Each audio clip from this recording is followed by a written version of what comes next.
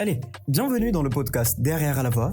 Derrière la voix est un podcast qui vous plonge dans l'univers fascinant des voix off. Chaque épisode est une invitation à découvrir les artistes talentueux qui prêtent leur voix pour animer nos films, nos publicités et nos émissions préférées, mais dont les visages restent souvent méconnus du grand public. À travers des interviews intimistes, des anecdotes captivantes et des révélations surprenantes, Derrière la voix lève le voile sur ces voix qui façonnent notre quotidien audiovisuel. Oui, bonjour Emmanuel. Bonjour Sylvain. Encore une fois, bienvenue. Merci beaucoup, merci Sylvain, merci pour votre invitation. Je t'en prie. Ah oui, c'est vrai que l'univers de la voix, le métier de comédien laisse souvent, on va dire, des rencontres assez inattendues, Ouais. du travail assez varié, notamment dans le domaine de la voix, Ouais. parce qu'on fait jamais quasiment la même chose. Après, ça dépend dans quel univers on travaille, hein. Moi, notamment en tant que comédien voix off, moi je suis surtout dans l'institutionnel, Ok. donc tout ce qui est entreprise, en interne et tout ça. Ce D'accord. qui était un peu chez nous en France, on va dire un classique, Ouais. on va dire entre guillemets, parce que moi je ne travaille que principalement qu'en France. Hmm.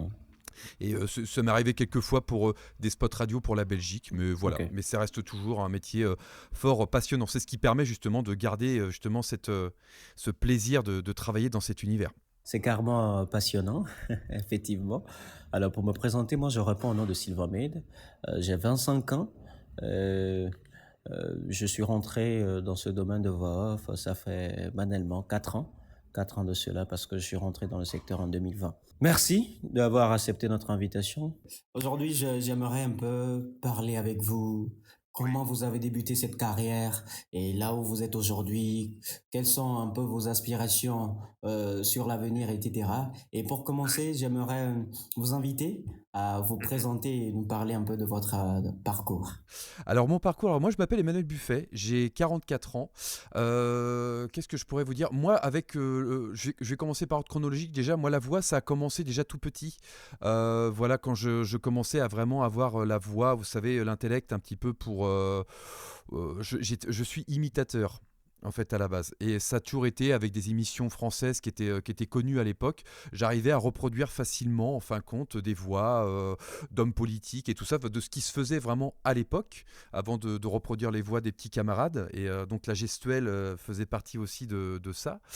Et ensuite, ça m'a accompagné toute ma vie aussi, le fait de pouvoir faire de l'imitation, d'être toujours proche de la voix, avec cette proximité-là.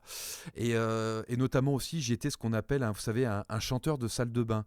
Alors, ce qui veut dire, en fait, c'est qu'on avait des vinyles, des manches-disques, et moi je passais mon temps à chanter quand j'étais enfant, et je suis un enfant de la télé aussi, donc c'est ce qui a permis de combiner un peu le fait qu'après plus tard je suis devenu ce que je suis maintenant, qu'en fin de compte comédien. Toutes ces inspirations de grands acteurs ou autres m'ont donné l'envie en fin de compte après de persévérer dans ce domaine, hein, qui est pas facile, hein, mais qui fait partie de moi. J'ai la chance d'avoir ce don d'une voix en fin de compte qui permet d'être modulable. Je dis pas que j'ai une voix exceptionnelle, hein, j'oserais pas, mais j'ai la faculté en fin de compte de pouvoir faire ça. Mais alors attention, je précise bien que c'est pas forcément quelque chose qui me sert dans la voix off, hein, parce que quand on dit d'imitation, attention, hein, c'est quand même un sujet assez qui peut vraiment pas passer pour un clown, mais c'est pas non plus la chose qu'on demande. Mais le fait de moduler la voix, ça peut aider pour plus tard. Donc combiné avec le métier de comédien, voilà. Et en fait, ce qui s'est passé par la suite, après mes premières expériences, la voix, c'était toujours quelque chose qui m'avait tenté, qui m'a toujours intéressé, mais avant tout, et c'est pour ça que moi je fais partie de ces comédiens, de ces représentants de la voix, je suis avant tout comédien. Voilà, je ne suis pas voix off, parce qu'il y a être voix off et il y a être aussi comédien de doublage. Alors, comédien de doublage, moi personnellement, je n'en fais pas, parce que c'est un domaine chez nous en France qui est très très dur pour rentrer dans cet univers-là. Ça m'est déjà arrivé un petit peu, mais par rapport à la région où j'habite, je n'ai pas vraiment pu, on n'est pas, il n'y a pas ce qu'il faut. On n'a pas de studio par chez nous, je suis en province, je ne suis pas à Paris. Et donc, voilà. Mais en tant que voix off, je suis avant tout aussi comédien. Donc l'interprétation du texte, savoir tout simplement interpréter un texte. Moi j'ai 15 ans d'expérience. Je précise, j'ai 15 ans d'expérience. Et par le biais du théâtre, de tout ce que j'ai pu faire, surtout le théâtre texte, classique, d'apprendre, vous voyez, du Molière, de tout ce qui est Sophocle, Antigone et tout ça, d'utiliser son corps, m'a permis en fin de compte de surpasser en fin de compte quelque chose qui dans la voix, quand j'ai démarré dans la voix, m'a permis directement d'avoir des bonnes bases, en fait, de pouvoir analyser une note d'intention, de comprendre la technicité de la voix avec les mots-clés, etc. Là, ça a un peu brossé un peu le début jusqu'alors. Et ce que j'ai pu comprendre, c'est que vous, au début, vous n'avez pas aspiré à devenir un comédien voix off, mais le fait que vous êtes imitateur, automatiquement, la voix s'est tracée. Oui, bah, en fait, j'ai commencé à la compagnie du Café-Théâtre à Nantes et je voulais partir dans l'imitation. Nous, on avait des référents en voix imitation qui étaient très connus, c'était genre Laurent Gérard et tout ça. Mais quand j'ai commencé le théâtre, en fin de compte, à la compagnie du Café-Théâtre, c'était avant tout un lieu pour faire des sketchs. Donc, on reprenait des sketchs d'humoristes et en fait, Mathilde Moreau, la directrice, disait oh non, si tu pars dans l'imitation, ça va pas être toi. Vous voyez, donc il y avait déjà une base, vous voyez, déjà très théâtreuse, et ça a continué comme ça. Il a fallu d'abord apprendre à se connaître soi-même, d'aller au-delà de ses compétences. Et comme me disait une metteur en scène, une chanteuse que j'aimais beaucoup, qui s'appelait Danielle Mamie, elle a dit qui je suis et qu'est-ce que je veux vraiment. Et donc en fait, avec les années, la voix off, moi, c'est arrivé, pour bifurquer un peu sur cette discussion-là, moi, ça a commencé au moment où j'ai commencé le théâtre, c'est que je voulais, j'avais tapé sur Internet, voilà, un petit peu le métier de la voix, parce que comme Internet, nous, ça s'est vraiment beaucoup plus développé au début des années 2000-2004. Moi, j'ai eu Internet à partir de 2005. Donc, de fait d'avoir des sites et tout ça, il y avait quelqu'un de connu en fait en France qui a un peu démocratisé le marché là-dessus dans le domaine de la voix, c'était Lorenzo Pansino. Lorenzo Contino, effectivement, je le connais.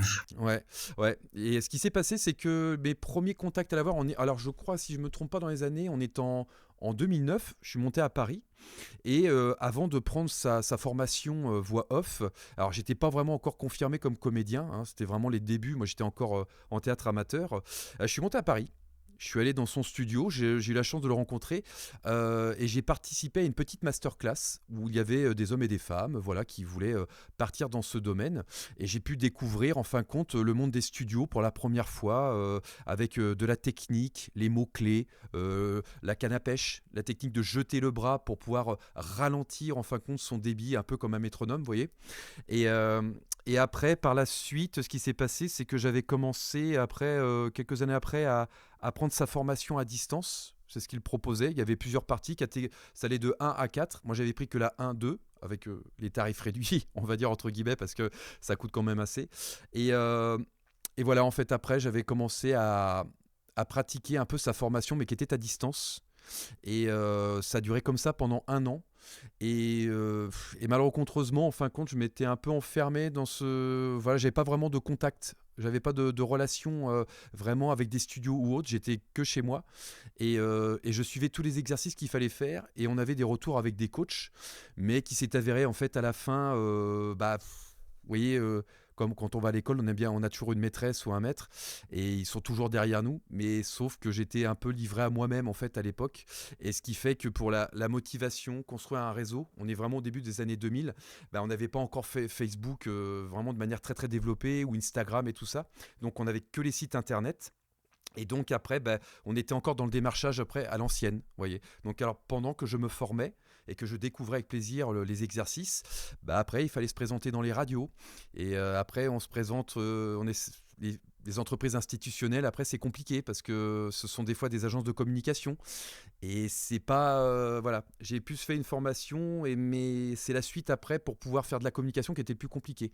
Et du coup j'ai arrêté l'activité, cette formation-là. J'ai tout simplement arrêté parce que je ne trouvais pas réponse à question, j'étais perdu, j'étais pas vraiment à l'aise avec ça.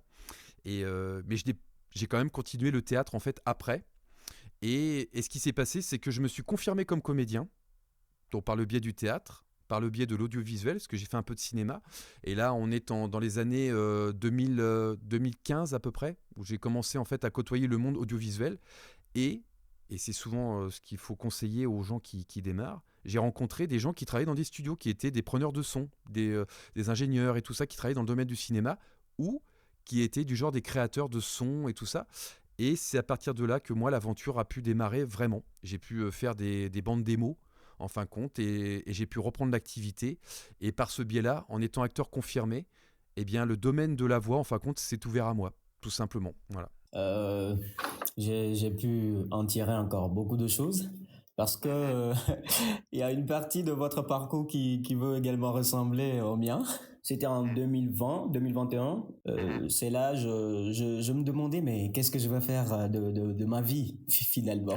Parce que j'aimais un peu le secteur de la communication, mais je ne savais pas là où je devrais m'engager. Et c'est là un jour, un ami m'approche, il me dit, ouais, Sylvain, souvent quand tu parles, tu parles très bien.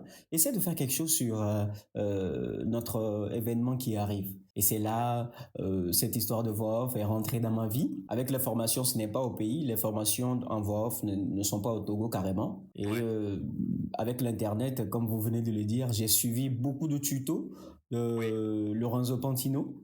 Il a été, je vais dire, l'un des modèles dans ce secteur carrément qui a façonné ma manière de faire les bandes annonces, la voix off et tout.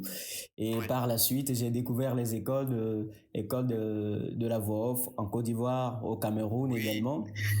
Mais bon, vu qu'il n'y a pas les moyens, je me suis contenté juste de faire quelque chose en ligne et puis je m'entraînais en fait. Je m'entraînais régulièrement. Donc c'est un peu ce que j'ai eu à faire dans ce secteur également. Et aujourd'hui, toujours, je continue toujours par m'entraîner.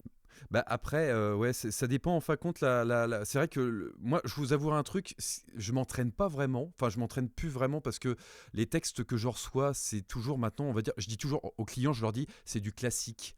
En fait, maintenant, c'est devenu. En fait, vous voyez, quand on parle de Molière, quand on parle de théâtre, on dit ah du classique.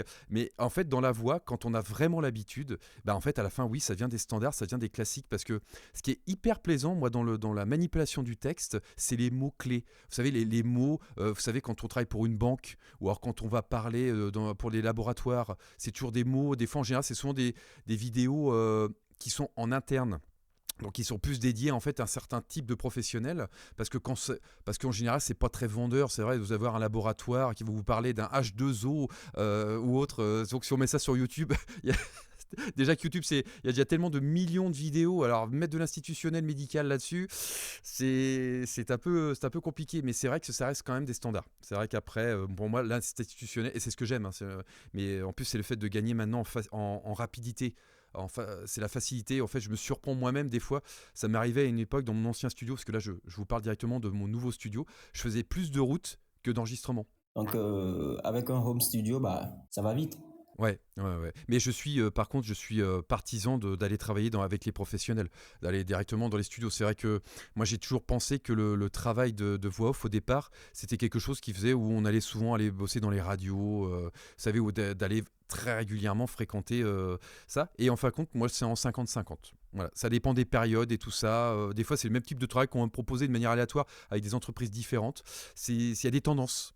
Voilà. D'accord, d'accord, merci. Alors, pour le sujet principal qui est au centre même, la raison pour laquelle on fait cette interview, c'est que tout récemment, on a eu à écouter un spot publicitaire de Move Africa Togo. Et bon, comme je suis également un pratiquant de la voix off, quand j'ai écouté, je me suis dit, waouh, la voix, elle est bien posée avec l'ambiance, la tonalité et tout, c'est bien réussi. Et par la suite, j'ai vu Madame Audrey Keita qui a partagé un peu le contenu et vous a identifié. Et je lui dis, ah, si c'est cette personne, je vais le contacter pour voir s'il pourrait nous donner, un peu nous parler de comment cette opportunité s'est présentée à lui. Eh ben, écoutez, je vais vous dire une chose. La réponse va être très très rapide. En fait, c'est surtout c'est que Audrey Keita, donc la charmante Audrey Keita de École de la Voix Off, en fin de compte, est venue vers moi il y a quelques années de ça maintenant, parce que ouais, on peut parler en année, sur la plateforme LinkedIn. Alors qui est vraiment une plateforme que je recommande à tous, parce que c'est vraiment là qu'on peut faire des vraies rencontres professionnelles. Quand on expose son travail, et puis de remplir toutes les cases. Ça aussi, c'est très important. Et ça, je m'adresse vraiment aux jeunes voix, hommes et femmes, qui veulent se lancer dans ce domaine-là. Vraiment, la communication est extrêmement importante dans ce domaine, et on a la chance de lancer des hameçons dans la mer.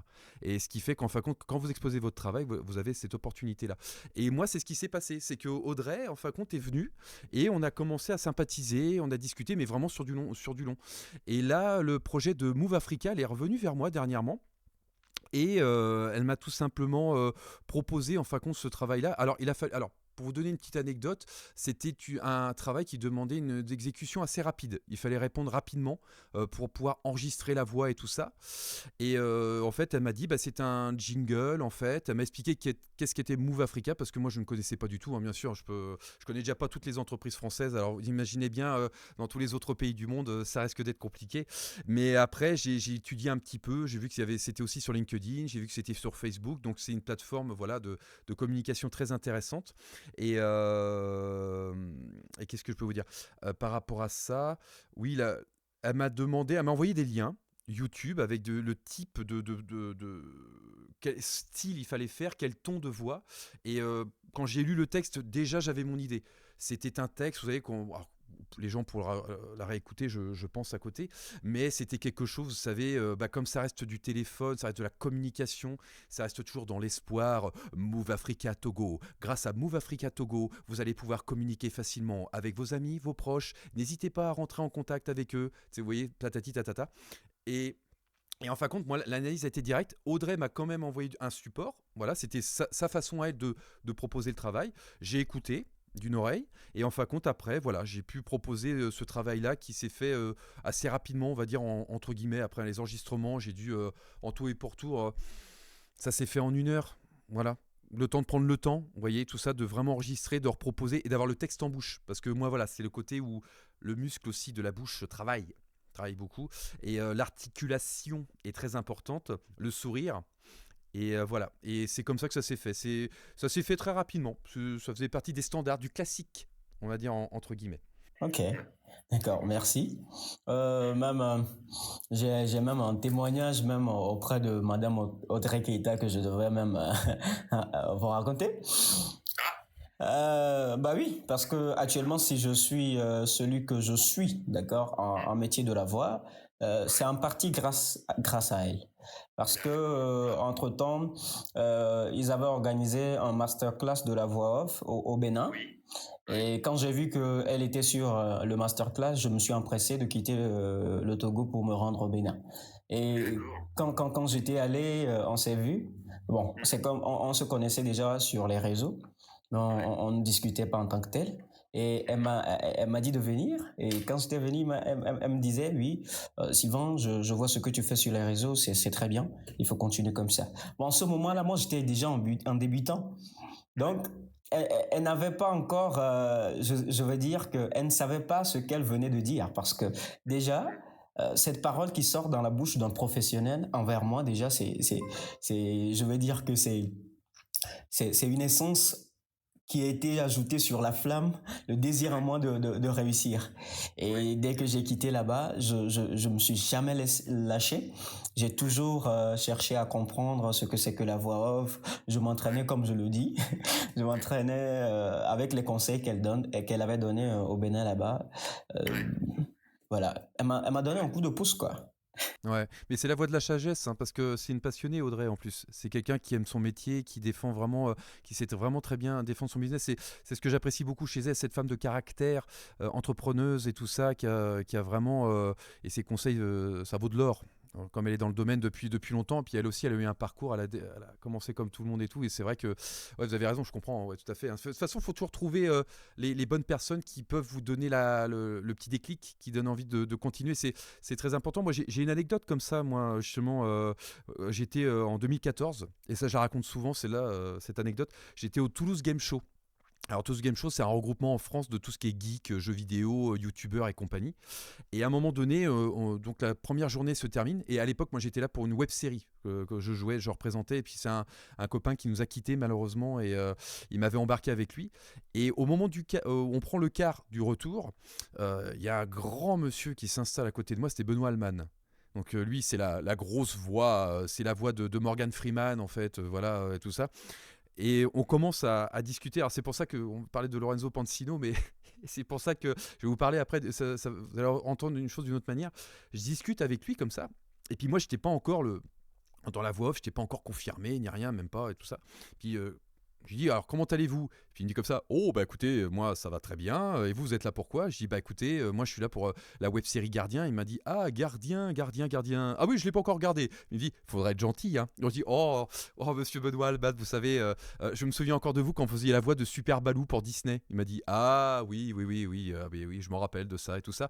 Et je commence à dire comme ça, vous savez que moi j'étais un peu dans la voix, je fais une formation à distance. Il me regarde d'un air, il commence à me dire comme ça, attendez, une formation à distance, est-ce que vous pouvez me dire qui est la personne qui fait cette formation à distance? Et là, il enchaîne direct. Moi, je lui dis comme ça, Lorenzo Pansino. Et alors là,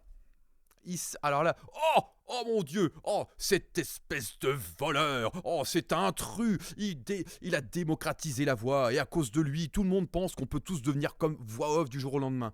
Et le gars me dit un truc, Benoît Alman, le respect du bonhomme. Et là j'ai compris, parce qu'en fait étant du même métier, il me dit comme ça, vous savez jeune homme, je vais vous dire quelque chose. Le métier de la voix, c'est un métier de comédien. J'enchaîne bêtement, je dis comme ça, et vous êtes doubleur depuis longtemps? Il me dit, non, hop, hop, je suis comédien. Je l'ai regardé, j'ai l'impression d'être avec mon père. J'étais à deux doigts de dire oui papa. Mais en fait voilà, c'est pour ça que voilà, c'est comme ça que après quand on a besoin de rencontrer des gens qui vous donnent des déclics en fait là-dessus. Et Benoît Alman, cette rencontre-là en 2014, moi c'était hyper révélateur de ce métier-là en fin de compte. C'est là que je me suis dit, oui c'est vrai, c'est un métier en fin de compte qui est pas... Parce que j'ai eu des coups de téléphone, moi des fois de personnes qui se lancent dans la voix, et je leur dis comme ça, mais vous faites quoi dans la vie et tout ça? Et il me dit, je suis plaquiste. Il travaille dans le BTP, dans le bâtiment quoi. J'ai dit, bah vous avez déjà fait du théâtre au moins, un minimum syndical, tout ça. Il m'a dit bah un peu, machin. Et là j'ai un peu de mal. Ouais, moi c'est vraiment c'est un métier comme de l'interprétation du texte, c'est quand même très importante et tout ça. Et voilà. Et le fait que vous ayez vous Sylvain, ce qui est vraiment super d'avoir rencontré Audrey, c'est sûr que vous avez été entre de bonnes mains pour avoir des bons conseils et pour pouvoir vous perfectionner comme vous le dites en plus. Hein, vous continuez à vous passionner et tout ça. Et ça c'est ça je trouve ça super au moins. Ça au moins il y a quelque chose, vous êtes à fond dans ça et ça fait plaisir à entendre au moins. Et on a chacun trouvé son père et sa mère quoi. Effectivement. Et dans ce domaine, moi, il y a une routine que je pratique souvent. Je vais sur le net, j'écoute beaucoup de démos des artistes voix off et je me donne les défis. Chaque jour, quand je me lève, je me dis, ah, il faut que je puisse réellement arriver à respecter les tons, la tonalité, l'articulation de cette personne. Et chaque jour, je répète un peu les démos des autres. Et c'est ce qui m'aide également à me perfectionner. Donc, Ouais, ouais. Oui, c'est ce qu'on dit, le repeat after me. En fin de compte, on écoute la voix, on parle après, on parle pendant la voix, et ainsi de suite. En fait, ouais, c'est ce que c'était la méthode Pansino, c'est ce qui est. Et après, autrement, il y a toujours au fil les exercices de théâtre très classiques. Un chasseur, chassant, chassé, doit savoir chasser sans son chien, tout ce qui est les phrases de diction. les fourches langues. Ouais, ouais, exactement, avec le crayon dans la bouche, qu'on met de côté, on coince entre les dents, ou alors on met juste la pointe et pour faire la bouche en canard, comme on dit, en cul de poule, comme on dit. Et ouais, il y a plein de méthodologies. Autrement, il y a aussi quelque chose de sympa à faire pour la voix aussi, pour parler du ventre, c'est de chanter.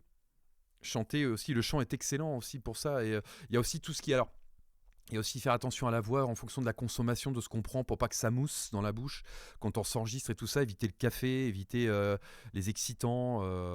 Mais la règle de base, c'est surtout quand on a bien travaillé, retravaillé et chauffé la voix, c'est surtout de garder le sourire, de combiner le sourire dans tout ce qu'on fait en fait en général. Surtout dans la voix off, parce que dans le doublage, après c'est complètement différent. Après ça, c'est une autre discussion, c'est vraiment un autre univers.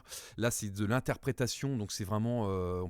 on est face à un micro, mais on peut utiliser un peu son corps, mais voilà, mais pour la voix, c'est très important d'avoir une voix propre, vraiment très très nette et tout. Et le matériel qui accompagne aussi. Parce que alors là, pas de matériel, là, pas de travail. Et là, les productions directes, bon, bah, vous êtes catalogués. Hein, Oh oui, pas de matériel, pas de travail professionnel. Alors, dans la réalisation de ce projet que vous avez fait à Move Africa, est-ce que vous avez rencontré un défi particulier? Bon, ou bien ça a été rapide, comme vous l'avez dit, il n'y a rien qui vous a un peu gêné dans la réalisation de ce spot? Non, pas vraiment. Non, non, ce qui m'a un peu impressionné, j'étais enchanté de pouvoir travailler avec Audrey, surtout sur ce projet. Après, je voulais voir ce que vraiment ça. Bah, je vais vous avoue un truc. Moi, je me suis posé si j'étais légitime à être pris en tant que Français de venir, vous voyez, de prendre le travail des gens d'Afrique, quoi, tout simplement, parce que j'estime que voilà, après, c'est une philosophie, quoi. Je suis pas du genre à bousculer, vous savez, je suis du genre à, ouais, parce que si on est humble dans ce métier-là, voilà, et je me suis posé la question là-dessus, mais après, non, j'étais quand même assez honoré. Travailler à l'international. Franchement, honnêtement, je me suis dit, tiens, c'est cool ça. Puis surtout, quand j'ai vu Move Africa, je connaissais pas. Je me dit, tiens, c'est quoi? Je vais regarder. Puis je voyais que c'était les réseaux, vous savez, comme pour nous, pour Orange et tout ça. Et Audrey m'a expliqué ça, mais elle, à sa manière, d'une manière, oh bah chez nous, comme moi, je vous expliquerai Orange, c'est standard. Mais pour moi, ça me dit, ah ouais, ah, c'est une porte qui. Et la difficulté, en fin de compte, c'est l'état d'esprit. Avant de commencer le taf, on se dit, oh là là, j'ai dit, oh bah j'espère que je vais rendre raison à madame. Et, et, euh, et du coup, non, c'était vraiment de bien prendre en compte vraiment à qui je m'adressais. Là, c'était aux clients. Mais autrement, après, le travail, je l'ai fait avec le cœur. J'ai vraiment exécuté, voilà, en attendant ses retours à elle aussi, pour voir si ça correspondait bien là-dessus. Donc, c'était vraiment là, c'est vraiment le rapport, le comédien à son interlocutrice et puis l'entreprise qu'on va mettre en valeur en fait là-dessus. Et donc pour ça je suis très honoré d'avoir obtenu un travail comme ça pour Move Africa. Je trouve ça vraiment super. C'est vraiment et en plus Audrey m'a dit quelque chose qui était très intelligent de sa part. Elle m'a dit j'ai attendu un peu avant que tu vois les résultats parce que je voulais que tu vois les résultats sur les réseaux, voir l'impact que ça. Et quand j'ai vu la visibilité, le nombre de vues par rapport à chez nous à des spots français, j'étais là, oh, je suis resté bouche bée quoi, en fait, avec les gens les notifications et tout ça, et la, ouais, à quelle vitesse ça va, quoi. Et c'était une semaine après. Et j'étais énormément, j'étais là, j'ai ah la vache, j'étais très surpris.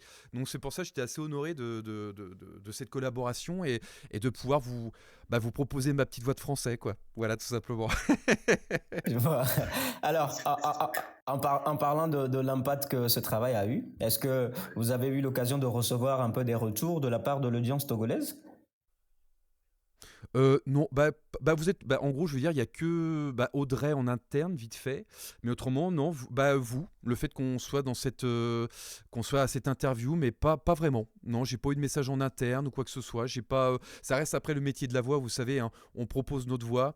On a l'engagement, on fait le contrat, et puis après, c'est les entreprises de com avec qui on a bossé qui nous font des retours directement, mais en général, ils vous rappellent après derrière, mais le rapport, ça dépend en fait, ça dépend de la personne de l'agence de com, si elle veut vous rappeler ou pas, mais ça va vite en général, hein, ils sont tous occupés en général. Donc, puis il y en a tellement d'autres projets à côté, hein, c'est une succession d'enchaînements de vidéos, hein, parce que je pense que Move Africa ne sont pas à leur dernier son avec moi, donc là-dessus ça enchaîne quoi. Ouais. Mais après aussi, et c'est là que ça devient intéressant, c'est les autorisations. Quand vous avez le droit d'exploiter la vidéo. Quand je vois qu'elle est disponible sur les réseaux, vous pouvez repartager, mais il faut partager partout. Partout, partout, partout, partout. Votre Facebook, votre page pro, votre site internet, le site internet qui est très important. Très très important. Et aussi sur Instagram, en mettant, vous voyez, hashtag voix off, hashtag voix professionnelle, vous créez votre propre hashtag aussi, pourquoi pas. Mais après, bon, c'est juste une visibilité un peu de réseaux sociaux, mais bon, après, c'est pas forcément. Enfin, pour donner une petite anecdote aussi là-dessus, j'ai réussi à avoir un contrat sur chaque plateforme où je m'expose. Mais alors, c'est vraiment en passant par Instagram, mais c'est, vous voyez, genre au bout de 5-6 ans, hein. Mais autrement, la majeure partie du temps, ce qui fait mon audience, c'est notamment mon site internet, mais par rapport à ma région et tout ça, et LinkedIn. Ouais, d'accord. Sinon, moi-même, j'ai plutôt visité votre site internet. C'était bien garni, hein? Très professionnel d'ailleurs. Et c'est là, j'ai vu quelques courts-métrages que vous avez réalisés. Surtout, j'ai un peu ri sur, comment appelle-t-on, le choix de l'arme. Ah ouais, ouais, ça, alors ça, le choix des armes, c'était pour le Nikon Film Festival, en fin de compte. C'est un festival, en fin de compte, qui se déroule qu'en France. Et en fin de compte, c'était le Toulouse Game Show dont je vous parlais tout à l'heure, le gars qui m'avait invité justement. Alors c'était un scénariste, un copain réalisateur qui s'appelait Vincent David. Où, sur le site, si vous avez vu justement, je rends hommage justement à cet ami qui est disparu. Et on l'avait fait en début d'année 2015, je crois, 2014, 2015, je sais plus. Et c'est lui qui avait écrit ce scénario. Et oui, c'était un duo comique en plus qui était à la base, enfin, qui existe encore, que c'est un duo qui s'appelle les Marquis. En fait, voilà, ça se passe au XVIIIe siècle avec deux protagonistes, un qui est en gros, c'est le mec de gauche et un mec de droite, et on va à Versailles pour rencontrer le roi, etc., etc. Et ça, c'est devenu c'est devenu ce duel atypique, mais qui reste l'un de mes meilleurs souvenirs de tournage, en fait, en tout cas. Alors, je rappelle à notre audience, si vous voulez consulter le site internet de Emmanuel Buffet, il suffit juste de se rendre sur internet, vous tapez www.emmanuel-buffet.fr. Je suppose que c'est ça. Oui, c'est exactement ça. D'accord. Alors, j'aimerais savoir, peut-être dans cette évolution ou bien cette nouvelle opportunité qui s'est offerte à vous pour Move Africa Togo, est-ce que cela a un peu eu un changement sur votre perception du travail de voix off à l'international? Euh, je me dis que tout vient à point à qui sait attendre. Si l'entreprise Move Africa a aimé ma voix et que je peux avoir l'opportunité de représenter encore pendant pas beaucoup d'années en fin de compte leur marque, c'est avec grand plaisir. Et surtout en plus si c'est Audrey qui m'appelle, parce que la collaboration c'est toujours primordial aussi de pouvoir avoir des bons liens entre des gens qui ont chacun ont de l'affection. Moi j'ai de l'affection pour Audrey, c'est quelqu'un que j'apprécie énormément, comme je vous le disais, sur le plan humain et professionnel. Et du coup, c'est ce qui est le plus important pour les voix, c'est ça, de se dire on peut fidéliser notamment voilà, à travers ça, et de pouvoir répondre rapidement. J'espère ouais, justement avoir d'autres opportunités de quitter la France à distance. J'espère avoir l'opportunité de venir en Afrique aussi un jour, voilà, pour pouvoir aussi faire des stages, des masterclass aussi. Donc c'est ce on en avait parlé aussi avec Audrey, mais c'est vrai que c'est toujours pareil, c'est pas évident de réunir, et puis même pour les billets d'avion, etc. etc. Et ouais, mais j'espère que ça peut ouvrir des portes justement, ouais, d'avoir la chance si ça peut m'apporter encore plus de travail que m'apporte la France déjà, moi je suis complètement ouvert d'esprit. Moi je crois, j'aime la rencontre avec les gens, j'aime l'Afrique, c'est quand même quelque chose, c'est un gros continent, il y a tellement de choses à voir, c'est tellement merveilleux de découvrir des nouvelles cultures et en même temps de voir ce qui se passe avec les confrères, quoi. Donc ça c'est de vous rencontrer, Sylvain. Pourquoi pas. Ça serait un grand plaisir, hein? Ouais, ouais. Mais j'espère en tout cas, oui, que éventuellement ça peut ouvrir des portes, même dans le doublage. Par exemple, ça peut être toujours intéressant parce que c'est vrai que si en France, des fois, ça peut être plus compliqué de trouver du travail dans ce domaine-là par rapport à la région, et peut-être qu'on peut être connu et reconnu après ailleurs. Et ça, c'est ce que je souhaite à tous, en fait, hommes comme femmes, en fin de compte, c'est que. Et moi, même moi, en tant que comédien, hein, de toute façon, la majeure partie du temps, mon travail, ce n'est pas du local, hein, c'est toujours en faisant des kilomètres et des kilomètres et des kilomètres. La voix off, au moins, nous laisse l'opportunité de pouvoir travailler de chez soi. Et moi, dans mon secteur à Nantes, moi je suis connu en tant que voix. On me demande souvent des conseils que je donne, souvent. Je ne laisse pas tomber les gens par rapport à ça, même si je sais que certains, des fois, n'iront pas forcément plus loin ou n'auront pas la patience de partir dans ce domaine, parce que quand on commence on me pose des questions, comment on fait pour devenir voix off, il y en a pour 1 heure de discussion. Et croyez-moi qu'à la fin, ah oui, quand même, ah oui, il faut acheter ça. Oui, parce que faut s'équiper, il faut du matériel, ça coûte quand même un bras. Et c'est aussi. Et ce que je n'aime pas, par contre, c'est ça, je préfère le dire, c'est que je n'aime pas quand les gens, vous savez, viennent. Parce que vous, Sylvain, on est tous les deux pareils, je te tutoie, mais nous sommes des passionnés. Et quand quelqu'un me dit, ah, c'est un taf secondaire, ça me permettra de me faire de l'argent. Alors là, ah là, ça me toque l'oreille, je dis, aïe, aïe, aïe, aïe. Alors là, pas avec moi. Tu me dis pas ça. Là, c'est comme si tu me disais, tiens, j'arrête le cinéma, je vais faire du théâtre, tiens, je vais faire 2-3 cachets, machin. Non, non, non, pas avec moi. Ah non, non, c'est un métier qui demande beaucoup d'investissement, beaucoup d'engagement. Et aussi, après, avec le temps, c'est que ma voix puisse encore être encore une belle voix, parce que moi j'ai 44 ans et la voix change avec le temps. Et tant que je pourrais faire ce métier-là, voilà, en tout cas, ce que je peux vous dire là-dessus. Ouais, ouais, ouais, ouais, ouais. Merci, merci. Euh, alors, si vous deviez donner un conseil aux autres artistes voix off ou bien à des personnes, à des débutants qui aspirent à rentrer dans ce secteur, quel est ce conseil précieux que vous voulez leur donner? Alors, je ne donnerai pas vraiment de conseils pour ceux qui y sont déjà. Parce que vous voyez, c'est normal, ils sont déjà dans leur univers, puis à chacun son business, puis à chacun sa façon de faire. Mais pour les gens qui y démarrent, réfléchissez bien surtout à l'investissement. C'est surtout le temps qu'il faut donner, et dites-vous bien que si vous êtes dans ce domaine, accrochez-vous dès le départ, mais sachez aussi avoir une philosophie, une mentalité, un état d'esprit vraiment intéressez-vous aussi au théâtre. C'est ce que je dis souvent, en fin de compte, c'est que moi, je dis toujours que si on arrive à jouer un texte, à interpréter un texte, déjà, rien que ça, c'est déjà assez intéressant parce que pour moi, il y a un ordre précis artistique. On fait d'abord du théâtre scène et après, on va dans l'audiovisuel. Et ça arrive très souvent. Là, je vais vous raconter, même le week-end dernier, j'étais présentateur, animateur pour, pour un festival du cinéma. Et à un moment donné, j'ai interviewé une comédienne qui s'appelle Laureline.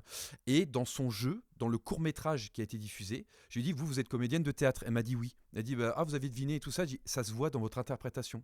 Par rapport aux autres personnes qui étaient là, des camarades que je connaisse, qui n'ont pas forcément fait beaucoup de théâtre, ça se voit que dans le jeu, en fin de compte, c'est plus acteur, actrice. Parce qu'il y a comédien de scène et acteur, actrice. Et chez nous, ça a souvent été comme ça, c'est que les comédiens de théâtre, en fin de compte, ça a été sur scène, et après, c'était devant la caméra. Et donc, en fin de compte, c'est que avant d'être dans la voix, c'est que avoir un texte en main, bon, c'est bien, mais c'est encore mieux quand on est. Allez, je vais vous dire un truc très bête, si par exemple, si vous êtes capable de lire une histoire à un enfant de 5 ans qui va dans le lit se coucher le soir, vous savez, tu peux me raconter une histoire? Eh bien, déjà, si tu arrives à interpréter, parce que moi je le fais, c'est genre, il était une fois un petit renard. Ah oui, je suis le renard. Et il y avait l'ours qui était à côté. Oui, c'est moi l'ours. Eh bien, les chers compagnons étaient sur la route pour aller essayer de récupérer le petit pot de miel que l'ours avait oublié. Oh, j'ai oublié mon pot de miel, dit l'ours. Ouais. Et donc, en fin de compte, ça, c'est quand on arrive à interpréter tout ça. Et je conseillerais d'abord aux gens, avant de partir dans la voie, à faire des textes publicitaires, tatati tatata, intéressez-vous et allez faire du théâtre. Prenez un texte, lisez des bouquins, mais allez voir un metteur en scène, une metteuse en scène, et n'hésitez pas, en fin de compte, à découvrir la culture du théâtre avant tout. C'est quelque chose d'intéressant parce que le problème dans la voix, et je trouve que c'est souvent comme ça chez nous, c'est que certains se lancent dans le domaine. Alors, ils sont très bons en com, ils arrivent à faire des contrats, mais moi, ça m'est arrivé des fois que sur des plateformes indépendantes, pour des entrepreneurs, des machins, on dit, on vous a sélectionné vous. Et pourquoi? Bah parce qu'on trouve que votre interprétation, en fin de compte, est très différente des autres. Et pourquoi? Ah, vous êtes comédien? Oui. Ouais. Mais c'est ma vision. Après, hein. Ce n'est que ma vision. Je respecte celle des autres et ceux qui travaillent depuis longtemps qui n'ont pas eu besoin de ça, tant mieux. Mais moi, je trouve qu'il y a quand même une espèce de hiérarchie à respecter en fait là-dessus. On ne prendra pas la place du père comme ça du jour au lendemain. On ne devient pas patriarche comme ça. C'est avec la philosophie et c'est à travers les yeux des parents qu'on comprend qu'on commence à ce qu'ils veulent qu'on vous. Voilà, ils ont été capables de nous tenir la main quand on était petits. C'est à nous de leur tenir la main après quand ils sont vieux. Vous voyez. Et c'était cet état d'esprit humain qui est hyper importante. Et donc, dans ce métier-là, tout va trop vite. Maintenant, tout le monde veut son quart d'heure de gloire. Dans le temps, on n'avait pas les réseaux sociaux. Ouvrir la voie aux sans voix, comme je dis toujours, des fois, en fin de compte, après, on voit tout et n'importe quoi. Et on oublie les vraies traditions. Et après, on se dit, oh, qu'est-ce que ça a changé les doublages? Ah, ils sont vraiment pourris. Ouais, mais dans le temps, qu'est-ce qu'on avait? Ah, nous, on avait avant des cadors, et c'est même si ça pouvait être souvent les mêmes, mais quand on écoutait un Disney ou un truc comme ça, on est marqué par une empreinte. Voilà. Et même en plus, j'ai une petite pensée d'ailleurs pour Daniel Beretta qui faisait la voix d'Arnold Schwarzenegger qui nous a quittés il y a 2 3 jours. C'est des voix qui ont marqué notre enfance à jamais, quoi, qui nous ont donné envie de faire ce métier-là. C'est comme la voix de Bruce Willis aussi qui est disparue. Il y avait aussi nous Roger Carrel qui était la voix de Winnie l'ourson. Oh, bah, je suis content de te voir, Tigrou. Alors Winnie, qu'est-ce que l'on fait aujourd'hui? Bah, allons voir Coco Lapin, voyons. Voilà. Et ça, c'est le genre de truc, vous voyez, qui, moi, a bercé mon enfance et ça donne de l'émotion. Et c'est ce qui fait que c'était des comédiens. Des comédiens et des comédiennes, et ça, faut pas l'oublier. Donc, intéressez-vous d'abord un peu à la connaissance du texte, et quand vous arriverez devant des studios avec une formation voix off, après dire, en passant par l'école d'Audrey, ouais, on va faire coucou Audrey, eh bien, non seulement vous arrivez, vous passez pas pour un idiot, parce que non seulement vous connaissez le théâtre, mais Audrey, elle va vous regarder, elle va dire, tiens, le doublage, ça pourrait peut-être t'intéresser, parce que tu as une voix, une interprétation, tu sais manier ta voix. Elle dit, ah, eh ben, j'ai écouté des conseils. Voilà, il faut pas oublier, en fin de compte, la base de ce métier, c'est quand même le métier de la voix. Et l'interprétation, ça passe par la langue de Molière, pour les Anglais, comme je dirais, par Shakespeare, et tout le reste, quoi. Voilà. D'accord. C'est toute une branche à suivre et afin d'atteindre un peu l'excellence dans ce secteur. Alors, que pensez-vous un peu de ces personnes bon, surtout ici en Afrique, plus précisément dans mon pays, tu peux te lever quand tu circules sur les réseaux, tu vois une personne qui dit oui, formation de voix off, une semaine à tel prix, 50 000 francs CFA, etc. Bon, est-ce que vous pensez réellement que est-il possible à une personne de transférer la connaissance, toutes les branches de la voix off à une personne juste euh, en une semaine? Est-ce possible? Alors, nous, on en a beaucoup de formations en France comme ça. Moi, personnellement, Lorenzo Pantino, j'ai un peu regretté en fin de compte. Je vais être très honnête avec vous, j'ai regretté un peu d'avoir mis de l'argent là-dedans, dans cette formation-là, parce que, en fait, c'était pas. On répétait des textes, faut comprendre des notes d'intention, puis c'est très basique. Oui, mettez du sourire et puis transformez votre voix, haha, parce que, comme il disait, il est caméléon par exemple, mais moi je trouve, enfin au niveau de la voix, moi j'entends sa voix, donc il n'y a pas une vraie transformation. Il arrive à interpréter des personnages, mais on entend le grain de sa voix. Alors sans dénigrer le monsieur, hein, bien sûr, il a des années d'expérience que je n'aurais jamais, c'est super et tout ça. C'est pas la même philosophie, mais comme moi je suis plus artiste-interprète à mon niveau, mais non, en fait c'est bien pour du si vous voulez, tiens, si je vous donne, si je suis parti moi en 2021 faire un stage en doublage. Et ce qui s'est passé, c'est que avant, il y avait 2 jours en voix off. Et ce qui s'est passé, c'est que en voix off, en fin de compte, j'ai simplement pratiqué des travaux sur des trucs que j'avais pas fait, genre du documentaire. Voilà, simplement. Parce que l'institutionnel, bon, moi, c'était les doigts dans le nez, en fin de compte, donc j'avais vraiment plus l'habitude, et c'est même moi qui gérais le mieux. Et certains m'ont dit à un moment donné, parce que il y avait d'autres comédiens et comédiennes avec moi qui n'avaient jamais fait de voix off et tout ça, ils connaissaient pas. Ils étaient surtout venus pour le doublage. Alors donc tout le monde avait pris voilà la même formule au niveau du prix qui était assez élevé. Et en fait, il y a un certain, il m'a dit bah bravo parce que disons, on s'est tous plantés, t'as été seul, mais bon, comme t'as l'expérience, je dis bah ouais, au moins c'est l'avantage de ça. Alors j'ai rien appris du tout, du perfectionnement, mais sans plus. Et en plus, mon gars, je l'avais pas trouvé. Pas très, c'était sa première en plus au gars qui s'occupait de nous, donc il était plutôt du genre à on finit une voix et c'était t'es content ou t'es pas content. Alors en fait, je voudrais dire, non, t'es content ou t'es pas content. On pouvait pas argumenter, bah oui, oui, je suis content. Voilà, donc ça s'est arrêté à ça. Mais par contre, après le doublage, je me suis pris une claque parce que là, j'ai découvert le métier et on était avec des grands noms du doublage, quoi. On avait des Vincent Violette, on avait Daniel Boisseau, j'avais aussi Marc Lesser. Marc Lesser, c'est le comédien qui interprète Trunk dans Dragon Ball. Dragon Ball Z. Donc là, je me suis vraiment pris une claque et c'était 8 mètres. 8 mètres hein. C'était vraiment. Ils étaient hyper sympas, c'était ludique et tout. Et voilà. Alors après, dans le domaine de la voix. Je sais pas, moi c'est le métier de comédien, ça m'a permis de rentrer très rapidement dans le domaine, mais j'ai pas eu besoin de payer. Euh, si vous voulez vraiment découvrir, si vraiment, en fait, ça dépend de votre ambition. Si vraiment vous vous lancez à fond et que vous arrivez devant Audrey par exemple et que Audrey Kita et qu'elle vous dit en fin de compte, oui, est-ce que tu es dans le domaine de la voix et puis que tu lui dis bah oui, moi j'ai déjà du matériel et tout ça, je voudrais me perfectionner. Là, dans ces cas-là, la dépense va être intéressante parce que Audrey va se dire ah, eh ben je peux peut-être te cataloguer, voilà, et puis parce que la rencontre a pu se faire ou pas. Mais ça dépend comment vous arrivez, quelle est votre ambition vraiment là-dessus. Parce que si vous allez juste pour dépenser 3000 euros et que finalement vous faites rien derrière, vous voyez que vous en sortez pas parce que vous savez pas travailler votre com et tout ça, ça risque d'être long quoi. Ouais, ça dépend de l'ambition de chacun. Donc une formation, oui, mais ça dépend à votre niveau. Est-ce que ça dépend en fait, ça dépend de tout, ça dépend de beaucoup de choses. Mais pour découvrir la voix, dépenser une grosse somme, attention quand même quoi. Parce que si c'est de l'argent que vous avez besoin pour faire des travaux ou faire des courses, faites gaffe quoi. Ouais. Effectivement. Alors, merci. Et pour finir, on va un peu chuter sur une réflexion. Cette réflexion concerne un peu les intelligences artificielles. Aujourd'hui, on voit un peu l'émergence des intelligences artificielles, les synthétiseurs de voix partout dans le milieu. Est-ce que cela ne représente pas une menace pour les voix off ou bien est-ce comment appelle-t-on, un avantage pour les voix off? Alors en fait, dernièrement, je suis justement, ouais, vous avez bien, merci Sylvain, ouais, c'est cool la question parce que ouais, effectivement, j'aurais pu oublier d'en parler. Alors en fait, il y a plusieurs exemples concernant l'IA. C'est que déjà il y a la menace et donc de ce qu'en font les réseaux. Donc c'est vraiment quelque chose d'assez, c'est vrai que ça fait très peur. Et enfin bon, après, nous, ce qui se passe avec l'Ukraine, la guerre et tout ça, il y a une influence qui fait que, en ce moment, au niveau du travail, pas honte de le dire là-dessus, c'est que l'activité se ralentit un peu, mais c'est des périodes aussi. Hein. Il y a les périodes chez nous, janvier, février, mars, c'est toujours des périodes un peu creuses et tout ça, mais ça dépend des entreprises et des demandes. L'IA, si ça m'est arrivé, je peux vous donner un exemple. Il y a un studio qui m'a appelé. Et il me commençait à me proposer un contrat, encore un didacticiel, un tuto, etc., etc., d'une demi-heure, etc. Et le gars m'a dit comme ça, il m'a dit, mais vous savez que... Alors, j'ai proposé votre voix, vous soyez intéressé, oui. Et puis on discute, il me dit, vous savez que l'entreprise qui est venue vers moi, ils m'ont demandé déjà si je savais travailler l'intelligence artificielle. Ah, j'étais bouche bée, j'ai déjà... Et il dit, ouais. Et je lui dis, vous avez répondu quoi? J'ai dit, ah non, non, moi je travaille avec l'humain. Je reste avec l'humain et tout ça. Et par contre, sur LinkedIn, ça m'a fait vraiment très très peur. J'ai vu ça hier. C'est un gars qui mettait en avant, en fin de compte, une application qui permettait de mettre l'une des comédiennes qui joue dans Dune. Je sais plus comment, Zadawi, Zadaya, je sais plus comment elle s'appelle. Enfin, la jeune fille, la très belle comédienne là, qui joue dans Dune 2.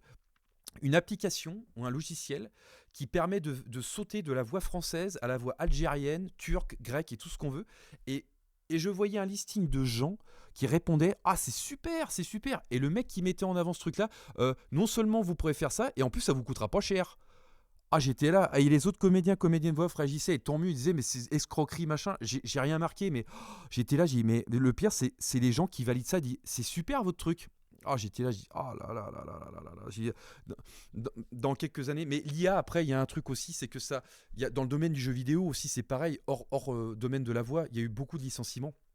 Malgré le fait qu'on a des très bons jeux vidéo, on voit des choses faites par l'IA qui, clair et net, font gagner un temps mais monstrueux. J'ai vu des bateaux de corsaires dans une tasse à café, vous voyez, juste pour le côté esthétique et tout ça, magnifique et tout. Et on se dit, bah ouais, jeu vidéo, ça va, l'IA peut répondre à des demandes artificielles et tout ça. Et puis peut-être que même on pourra discuter avec une IA, avec un PNJ dans les jeux vidéo plus tard.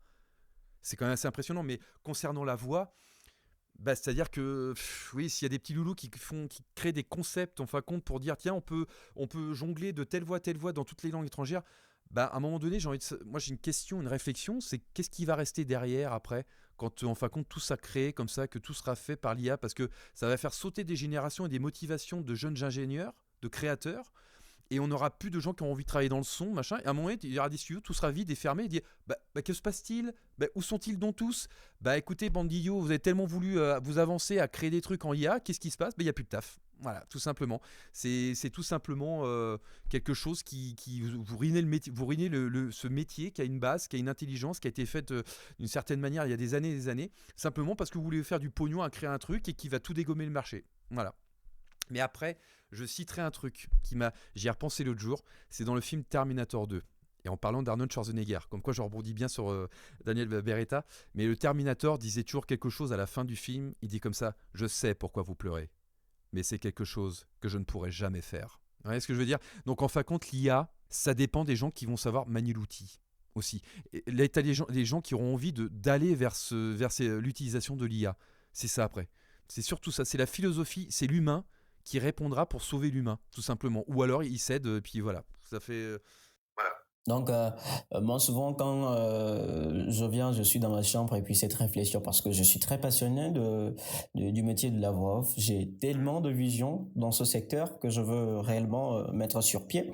Et quand je vois un peu l'émergence de ces intelligences artificielles, euh, je ne me plains pas, mais je me dis plutôt que s'il y a quelque chose à faire, il faut que nous aussi, nous soyons très intelligents pour adopter peut-être ces intelligences artificielles à nos quotidiens. Oui, c'est clair. Parce que c'est vrai qu'il ne faut pas réagir comme si elles nous envahissaient par intelligence d'elles-mêmes, qu'en fait. Hein.